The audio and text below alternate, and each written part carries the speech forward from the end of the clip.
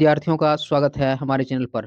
तो आज के सेशन में हम बिहार बोर्ड एग्जाम 2026 के लिए क्लास 12th होम साइंस का जो है टॉप 26 जो है इम्पोर्टेंट जो है सब्जेक्टिव क्वेश्चन का हल करेंगे और इसका पार्ट 1 है। पार्ट 1 हम आप लोग को जो है पार्ट 5 तक जो है बताएँगे। इस तरह का जो है 5 सेट जो है लगातार आप लोग को बताएँगे। तो ये पार्ट 1 है, आप लोग को निश्चित रूप से याद कीजिएगा एग्जाम पैटर्न पर आधारित जो है सेट है। देखिए एग्जाम पैटर्न में भी आप लोग को जो है टॉप जो है मतलब जो है 26 क्वेश्चन पूछेगा लॉन्ग क्वेश्चन बनाने वाला। इसमें से शॉर्ट क्वेश्चन देखिए रहेगा, शॉर्ट क्वेश्चन रहेगा देखिए 20 क्वेश्चन, 20 में से आप लोग को बनाना है 10 क्वेश्चन और लॉन्ग क्वेश्चन जो है आप लोग से 6 क्वेश्चन पूछेगा। 6 में से आप लोग बनाइएगा कितना 3 क्वेश्चन जो कि जो है टोटल जो है 26 क्वेश्चन हो जाता है। देखिए 26 क्वेश्चन हो जाता है। इसी प्रकार हम आप लोग को एग्जाम पैटर्न पर आधारित 26 क्वेश्चन का सेट बता रहे हैं। 5 सेट बताएँगे जो कि आप लोग के एग्जाम के लिए काफ़ी उपयोगी होगा। और इसका पीडीएफ भी आप लोग को वीडियो के डिस्क्रिप्शन लिंक में मिल जाएगा, वहाँ से पीडीएफ डाउनलोड कर सकते हैं। तो पीडीएफ डाउनलोड करके आप लोग निश्चित रूप से इन सभी क्वेश्चनों को याद कीजिएगा। देखिए फर्स्ट क्वेश्चन है देखिए, ऐच्छिक क्रियाएँ एवं अनैच्छिक क्रियाएँ में अंतर बताएँ। तो ऐच्छिक क्रियाएँ और अनैच्छिक क्रियाएँ में अंतर को समझना है। तो देखिए ऐच्छिक क्रियाएँ क्या होते हैं और अनैच्छिक क्रियाएँ क्या होते हैं, दोनों में अंतर को समझेंगे। तो देखिए वे सभी क्रियाएँ जिसे हम इच्छा के अनुसार करते हैं, उसे ऐच्छिक क्रियाएँ कहते हैं। मतलब जिस क्रिया मतलब होता है काम को अपने इच्छा के अनुसार करते हैं, उसे ऐच्छिक क्रियाएँ कहते हैं। तो याद रखिएगा कि वे सारी क्रियाएँ जिसे हम इच्छा के अनुसार करते हैं, उसे ऐच्छिक क्रियाएँ कहते हैं। और देखिए, वे सारी क्रियाएँ जिसे हम इच्छा से नियंत्रण नहीं करते हैं, उसे अनैच्छिक क्रियाएँ कहते हैं। देखिए, इच्छा से नियंत्रित करते हैं देखिए जैसे खाना खाना, इच्छा के अनुसार खाते हैं, बोलना इच्छा के अनुसार, चलना, हँसना इत्यादि।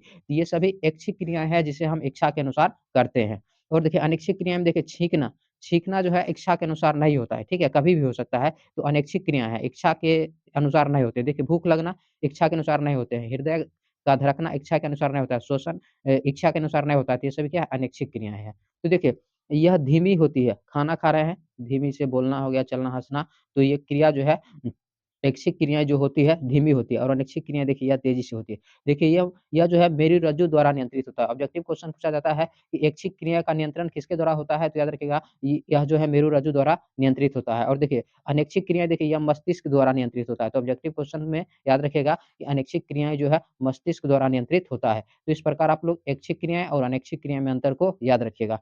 नेक्स्ट क्वेश्चन है देखिए हार्मोन, हार्मोन क्या है? तो देखिए हार्मोन एक रासायनिक पदार्थ होता है, तो याद रखिएगा हार्मोन क्या होता है? एक रासायनिक पदार्थ होता है जो शरीर के विभिन्न भागों के वृद्धि, विकास एवं स्वस्थ रखने में सहायक होते हैं। जिसका काम क्या होता है? शरीर के विभिन्न भागों के जो है भागों के वृद्धि, विकास एवं स्वस्थ रखने में सहायक होते हैं और देखिए यह अंतःस्रावी ग्रंथियों द्वारा स्रावित होता है। तो याद रखिएगा पूछ लेता है कि हार्मोन किस ग्रंथि से स्रावित होता है? तो याद रखिएगा हार्मोन जो है अंतःस्रावी ग्रंथियों द्वारा स्रावित होता है। तो हार्मोन के बारे में याद रखिएगा कि हार्मोन एक रासायनिक पदार्थ होता है जो शरीर के विभिन्न भागों के वृद्धि, विकास एवं स्वस्थ रखने में सहायक होते हैं और यह अंतःस्रावी ग्रंथियों द्वारा स्रावित होता है। नेक्स्ट क्वेश्चन है देखिए मधुमेह। मधुमेह क्या है? तो मधुमेह देखिए जब हमारे शरीर के पेनक्रियाज़ मतलब क्या? शरीर में जो अग्नाशय है, तो हमारे शरीर के पेनक्रियाज़ यानी कि अग्नाशय में इंसुलिन का पाचन कम होता है। तो इंसुलिन का जब पाचन कम होता है, तो खून में ग्लूकोज़ का स्तर बढ़ जाता है। तो खून में क्या होता है? रक्त में ग्लूकोज़ का स्तर बढ़ जाता है। इसी स्थिति को क्या कहते हैं? मधुमेह कहते हैं। काफ़ी इंपोर्टेंट क्वेश्चन है। कई बार एग्ज़ाम में पूछा जाता है कि मधुमेह क्या होता है? तो याद रखिएगा कि जब हमारे शरीर के पेनक्रियाज़ यानी कि अग्नाशय में इंसुलिन का पाचन कम होता है, तो खून में ग्लूकोज़ का स्तर बढ़ जाता है, तो इस स्थिति को मधुमेह कहते हैं, ठीक है? याद रखिएगा। नेक्स्ट है देखिए होमियोस्टेसिस क्या है? देखिए होमियोस्टेसिस शरीर के क्रियात्मक संतुलन बनाए रखने के लिए शरीर को क्रियात्मक संतुलन बनाए रखने का मतलब ये हुआ कि शरीर को जीवित रखने के लिए, ठीक है? और देखिए सही ढंग से कार्य करने के लिए आवश्यक सभी शारीरिक प्रणालियों के बीच संतुलन। तो शरीर की जो है जीवित रखने के लिए और शरीर में जितने क्रियाकलाप होते हैं, उसके बीच जो है संतुलन होना चाहिए। क्या होना चाहिए? संतुलन। उसी संतुलन की स्थिति को देखिए होमियोस्टेसिस कहते हैं, ठीक है? होमियोस्टेसिस कहते हैं। याद रखिएगा शरीर के क्रियात्मक संतुलन बनाए रखने के लिए देखिए इसी को याद रखिएगा शरीर को जीवित रखने के लिए और देखिए सही ढंग से कार्य करने के लिए जो है आवश्यक सभी शारीरिक प्रणालियों के बीच संतुलन की स्थिति को होमियोस्टेसिस कहते हैं, याद रखिएगा। नेक्स्ट है देखिए मिश्रित ग्रंथि क्या है? तो ये भी काफ़ी इंपोर्टेंट क्वेश्चन है। एग्ज़ाम में पूछा जाता है मिश्रित ग्रंथि क्या है? और यहाँ से ऑब्जेक्टिव क्वेश्चन पूछा जाता है कि कौन-कौन से मिश्रित ग्रंथि होते हैं? तो देखिए मिश्रित ग्रंथि, देखिए वैसा ग्रंथि जो प्लाज्मा एंजाइम यानी कि मिश्रित ग्रंथि के द्वारा देखिए प्लाज्मा एंजाइम एवं हार्मोन दोनों स्रावित होता है।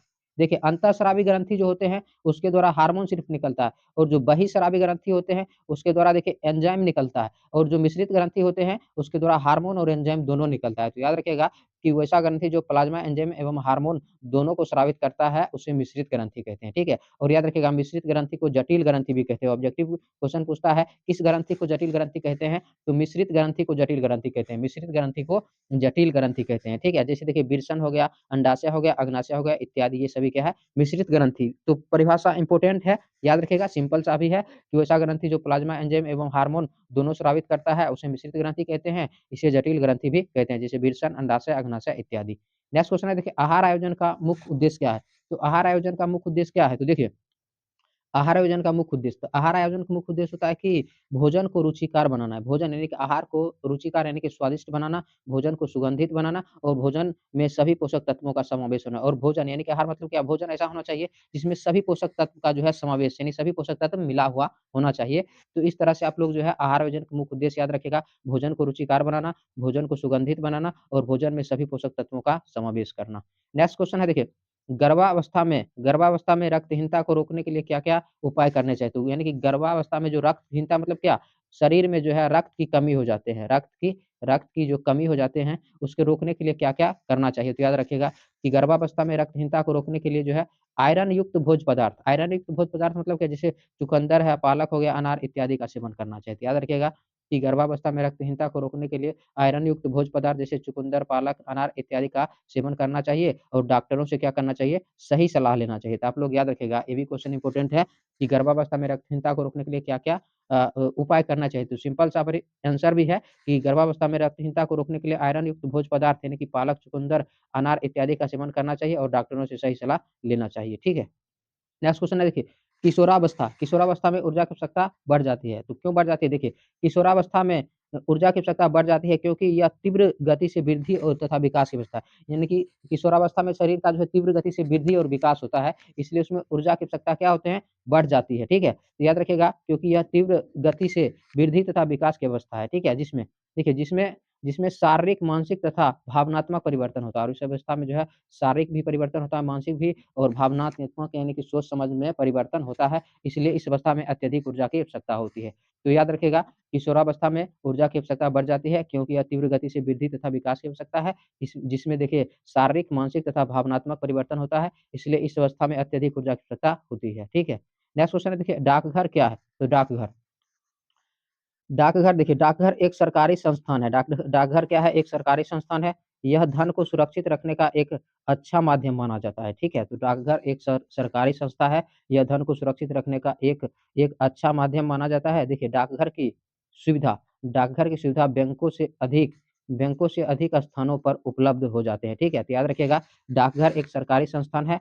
यह धन को क्या किया जाता है? सुरक्षित रखने का अच्छा माध्यम माना जाता है। और डाकघर की सुविधा जो है बैंकों से अधिक स्थानों पर उपलब्ध हो जाते हैं। देखिए दूर-दराज के क्षेत्र में रहने वाले के लिए डाकघर अधिक सुविधाजनक होते हैं और जो रहते हैं दूर क्षेत्र में रहते हैं उसके लिए जो है डाकघर जो है अधिक सुविधाजनक होते हैं। देखिए यह प्रायः आवासीय कॉलोनी में होते हैं और डाकघर जो है आवासीय कॉलोनी में भी होते हैं। इसमें विनियोग की सुविधा को बहुत सरल रखा गया है यानी कि जमा करने की जो है सुविधा को जो है बहुत सरल यानी कि आसान रखा गया है। देखिए एक अनपढ़ व्यक्ति भी थोड़े से ज्ञान से अपना धन यहाँ जमा कर सकता है और जो अनपढ़ व्यक्ति हैं, वो भी क्या कर सकते हैं कि यहाँ पर अपना धन जमा कर सकते हैं। तो डाकघर के बारे में भी आप याद रखिएगा 2 मार्क्स में पूछा जाता है। ज़रूरी नहीं है कि आप लोग कितना बताइए, आप लोग को पूछा जाएगा 30 शब्द में उत्तर दें, तो 30 शब्द में ही लिखिएगा, ठीक है?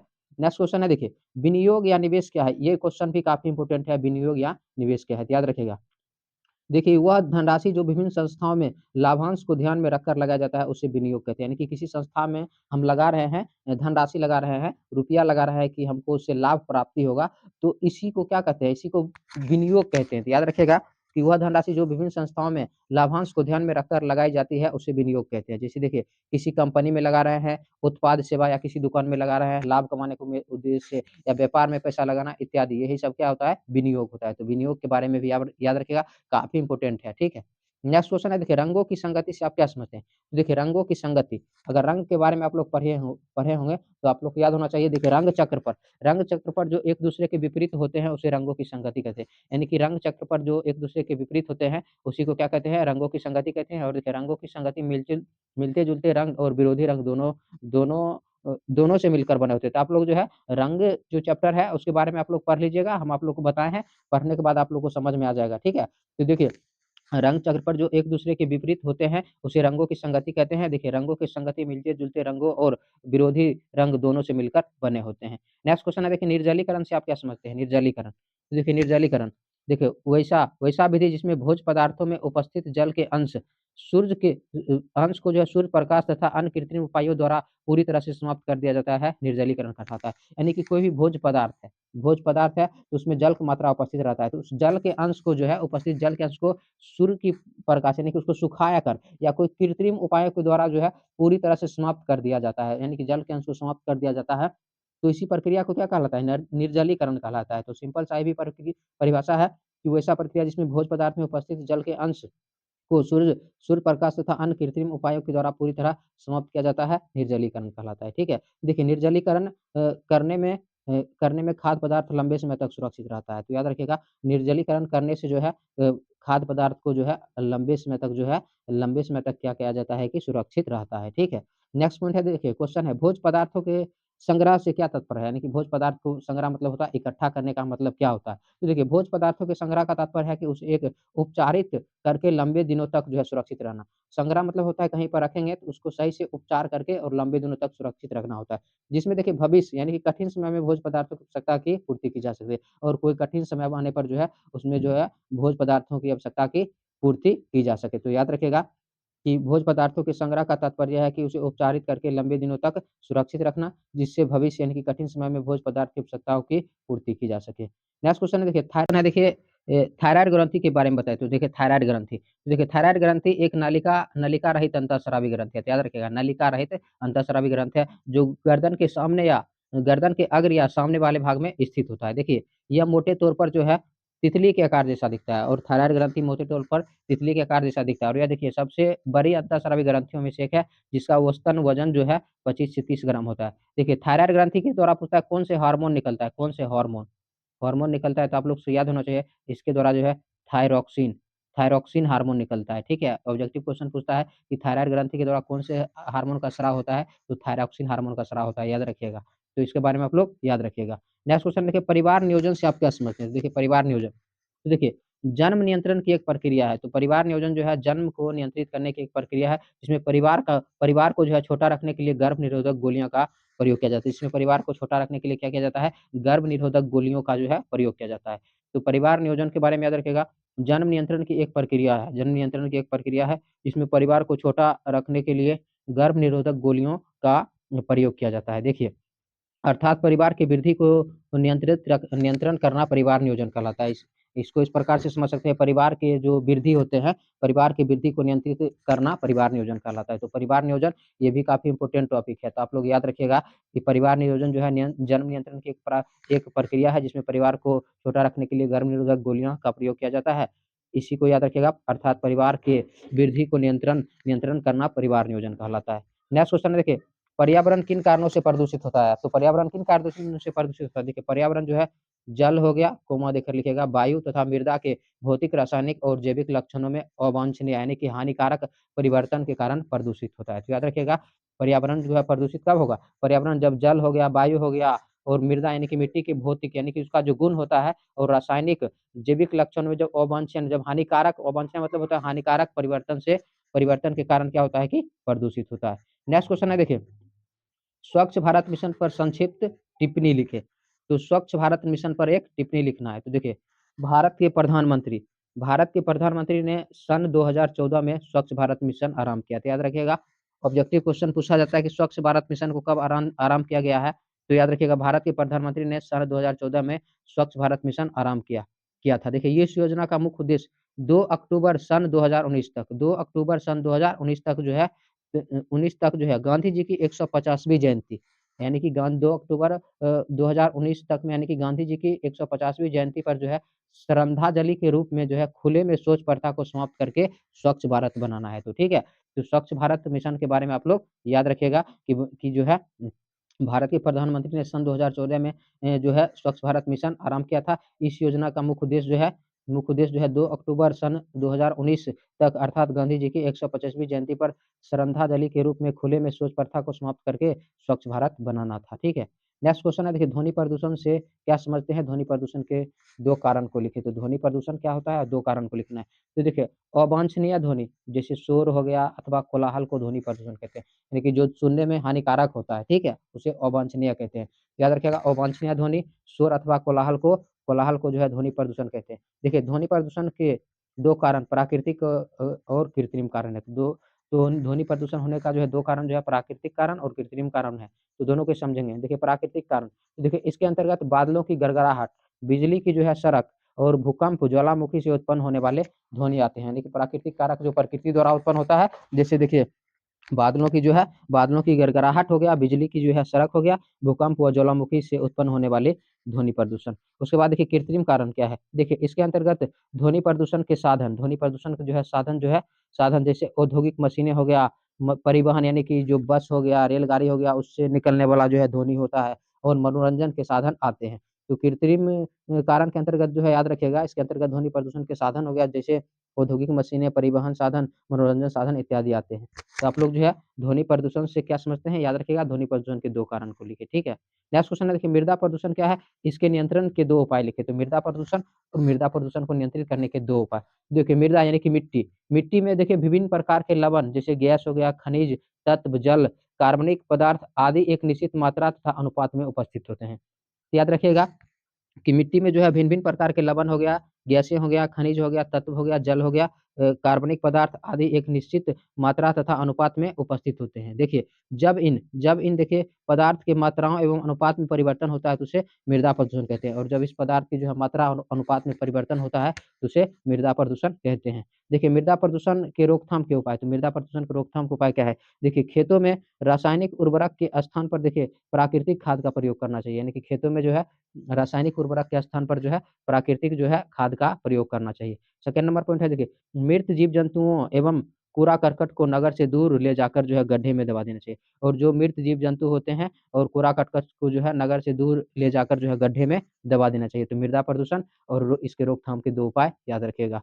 नेक्स्ट क्वेश्चन है, देखिए पर्यावरण प्रदूषण से आप क्या समझते हैं? तो पर्यावरण प्रदूषण से आप क्या समझते हैं? देखिए, वस्त्रों पर इसका प्रत्यक्ष रूप से क्या प्रभाव पड़ता है? और वस्त्रों जो होते हैं, उस पर इसका प्रत्यक्ष रूप से क्या प्रभाव पड़ते हैं? और पर्यावरण प्रदूषण के रोकथाम के सामान्य 2 उपाय लिखिए और पर्यावरण प्रदूषण के रोकथाम के 2 उपाय लिखना है। देखिए, पर्यावरण प्रदूषण, तो सबसे पहले देखिए इसमें पर्यावरण प्रदूषण के बारे में समझेंगे और वस्त्रों पर इसका प्रत्यक्ष रूप से क्या प्रभाव पड़ता है, उसको समझना है। और उसके बाद देखिए पर्यावरण प्रदूषण के रोकथाम के सामान्य 2, इसमें 3 क्वेश्चन है, तो इसी तरह से दीर्घ-उत्तरीय क्वेश्चन लिखना होता है, ठीक है? तो देखिए, पर्यावरण में होने वाले ऐसे परिवर्तन जो मनुष्य तथा जीवधारियों को हानि पहुँचाते हैं, पर्यावरण प्रदूषण कहलाते हैं। तो याद रखिएगा कि पर्यावरण में जो होने वाले ऐसे परिवर्तन जो मनुष्य तथा जीवधारियों को हानि पहुँचाते हैं, पर्यावरण प्रदूषण कहलाते हैं। अब देखिए, वस्त्रों पर इसका प्रत्यक्ष प्रभाव यानी कि वस्त्रों पर इसका कौन क्या प्रत्यक्ष प्रभाव पड़ता है, उसको समझना है। तो देखिए पर्यावरण का प्रभाव व्यक्ति के वस्त्रों पर अत्यधिक पड़ता है, जिसके कारण अलग-अलग क्षेत्र में अलग-अलग तरह के जो है वस्त्र पहनते हैं, ठीक है? जैसे कि शीत प्रदेश के निवासी पर्यावरण के प्रभाव के कारण ही हमेशा मोटे और गर्म ऊनी वस्त्र पहनते हैं। जैसे शीत प्रदेश में जो निवासी होते हैं, उस पर्यावरण के कारण जो है पर्यावरण के प्रभाव के कारण ही जो है हमेशा मोटे हो गया, गर्म हो गया और ऊनी वस्त्र पहनते हैं। जबकि जबकि बर्फीले क्षेत्र में जो है निवासियों द्वारा देखिए जानवरों की खालों के वस्त्र धारण किए जाते हैं। किसके कारण? पर्यावरण के प्रत्यक्ष प्रभाव के कारण। अब देखिए तो पर्यावरण समझ गए, उसके बाद प्रत्यक्ष प्रभाव, उसके बाद देखिए नेक्स्ट पॉइंट है, देखिए पर्यावरण प्रदूषण की रोकथाम के उपाय। तो पर्यावरण प्रदूषण की रोकथाम के उपाय क्या है? तो देखिए वनों को अंधाधुंध कटाई पर प्रतिबंध लगाया जाना चाहिए। यानी कि वनों का जो अंधाधुंध कटाई होता है, उस पर क्या करना चाहिए? प्रतिबंध लगाया जाना चाहिए। उसके बाद देखिए परमाणु परीक्षणों तथा विस्फोटों को यथासंभव प्रतिबंध प्रतिबंध लगाना चाहिए और जो परमाणु परीक्षण होता है और जो विस्फोट होता है, उसको यथासंभव क्या करना चाहिए? प्रतिबंध लगाना चाहिए। तो ये भी क्वेश्चन इम्पोर्टेंट क्वेश्चन है, पर्यावरण प्रदूषण के बारे में आप लोग याद रखिएगा।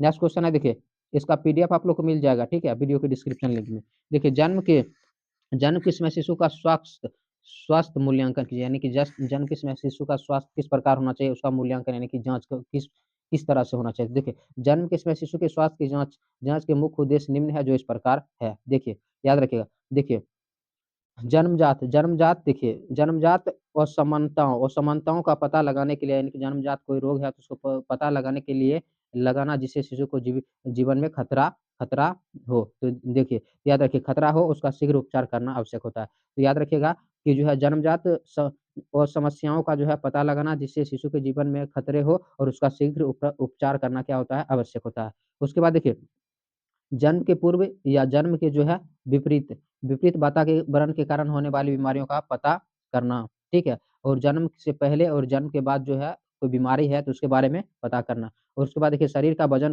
वज़न का माप लेना। उसके बाद देखिए शिशु के संबंध में माता-पिता को विमर्श करना, ठीक है? उसके बाद देखिए नाड़ी तंत्र की गति और शरीरता हलचलों की जो है जाँच करना और त्वचा की जो है जाँच करना, ठीक है? उसके बाद देखिए सिर से पाँव तक की लंबाई नापना, उसके बाद देखिए सिर की जो है परिधि का नाप लेना, उसके बाद देखिए शरीर का वज़न करना, उसके बाद देखिए श्वासोच्छवास यानी साँस लेने और साँस छोड़ने की जो गति होते हैं, उसी को श्वासोच्छवास कहते हैं। श्वासोच्छवास की गति की जो जाँच करना थी। ये भी क्वेश्चन जो है दीर्घोत्तरीय क्वेश्चन इम्पोर्टेंट क्वेश्चन है कि जन्म के समय शिशु के स्वास्थ्य का मूल्यांकन कीजिए, इम्पोर्टेंट क्वेश्चन है। आप लोग इसको याद रखिएगा।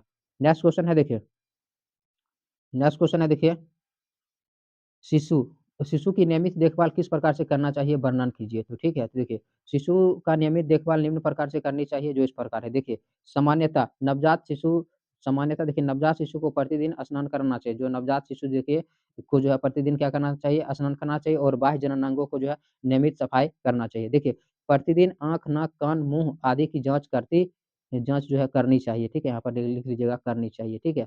उसके बाद देखिए प्रतिदिन शिशु के शरीर का तापमान का ध्यान रखना चाहिए और प्रतिदिन शिशु के शरीर के तापमान का भी ध्यान रखना चाहिए। उसके बाद देखिए मल निष्कासन की संख्या का रिकॉर्ड और मल निष्कासन की संख्या का भी रिकॉर्ड रखना चाहिए। देखिए जिस कमरे में नवजात शिशु को रखा जाए देखिए सावधान की व्यवस्था होनी चाहिए और पूरी तरह से शांत वातावरण की व्यवस्था होना चाहिए और उचित प्रकाश होनी चाहिए, ठीक है? उसके बाद देखिए संक्रमित व्यक्तियों को नवजात शिशु से दूर रखना है। अगर कोई व्यक्ति किसी रोग से ग्रस्त है, संक्रमित है, तो उसको जो है नवजात शिशु से दूर रखना चाहिए, ठीक है? नेक्स्ट पॉइंट है देखिए शिशु के उत्तम मानसिक स्वास्थ्य के लिए माँ से अलग बिस्तर पर लिटाना चाहिए और शिशु के जो है अच्छे स्वास्थ्य के लिए उसको जो है माँ से अलग बिस्तर पर लिटाना चाहिए। ये भी क्वेश्चन इम्पोर्टेंट है, ठीक है? आप लोग स्क्रीनशॉट भी कर सकते हैं या वीडियो के डिस्क्रिप्शन लिंक पे उसका पीडीएफ मिल जाएगा। लास्ट में हम आप लोग को नंबर भी बताए हैं, उस नंबर पर व्हाट्सएप मैसेज करके इस पीडीएफ को डाउनलोड कर सकते हैं।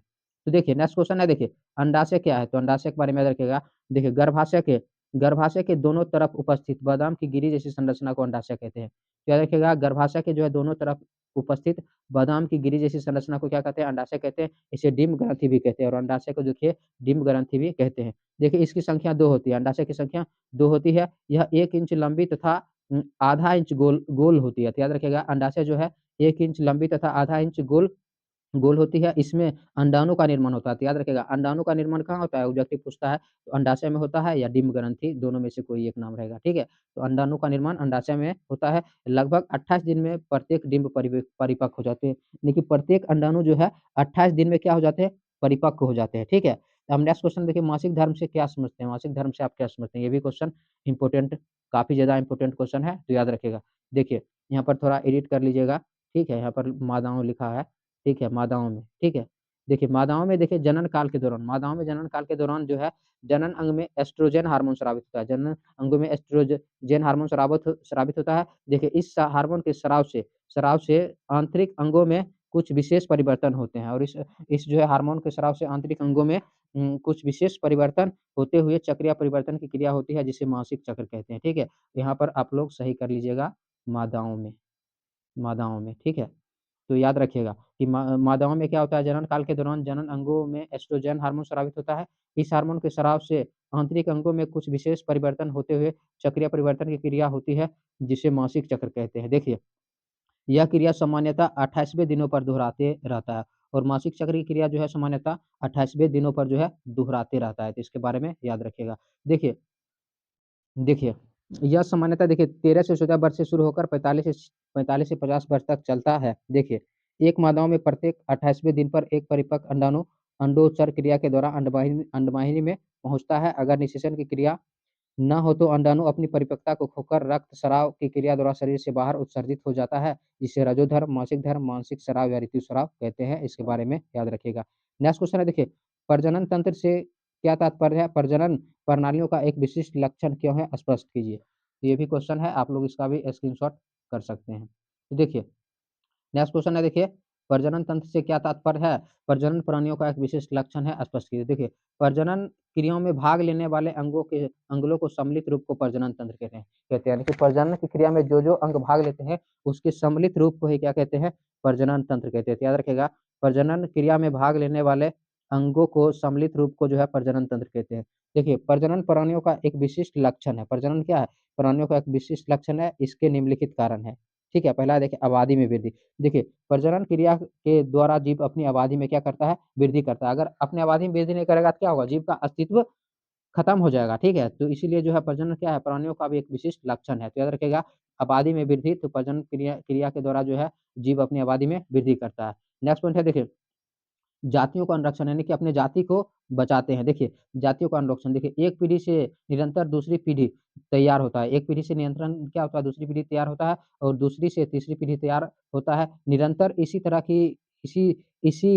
किसी भी जीवों का प्रजाति की संख्या बढ़ते चला जाता है। निरंतर इसी तरह जो है किसी भी जीवों की प्रजातियों की संख्या जो है बढ़ते चला जाता है, ठीक है? जिससे वह प्रजाति विलुप्त होने से बच जाता है। जिससे वह प्रजाति क्या होता है? विलुप्त होने से बच जाता है। अगर जीवों की प्रजाति में वृद्धि नहीं होगा तो क्या होगा? प्रजाति विलुप्त हो जाएगा। तो इसीलिए प्रजनन भी प्राणियों का क्या है? विशिष्ट लक्षण है। देखिए, लाभकारी गुणों की जो है वंशागति। देखिए, प्रजनन प्रक्रम के अंतर्गत युग्मक स्थानांतरण की क्रिया में युग्मक के द्वारा अच्छे गुणों का संचरण पीढ़ी द्वारा होता है। पीढ़ी दर पीढ़ी क्या होता है? अच्छे गुणों का जो है संचरण होता है। ये भी क्वेश्चन इंपॉर्टेंट है, आप लोग इसका भी स्क्रीनशॉट कर सकते हैं। नेक्स्ट क्वेश्चन है देखिए, नेक्स्ट और लास्ट क्वेश्चन है। देखिए 25 क्वेश्चन ही है। तो आप लोग जो है इसको याद रखिएगा।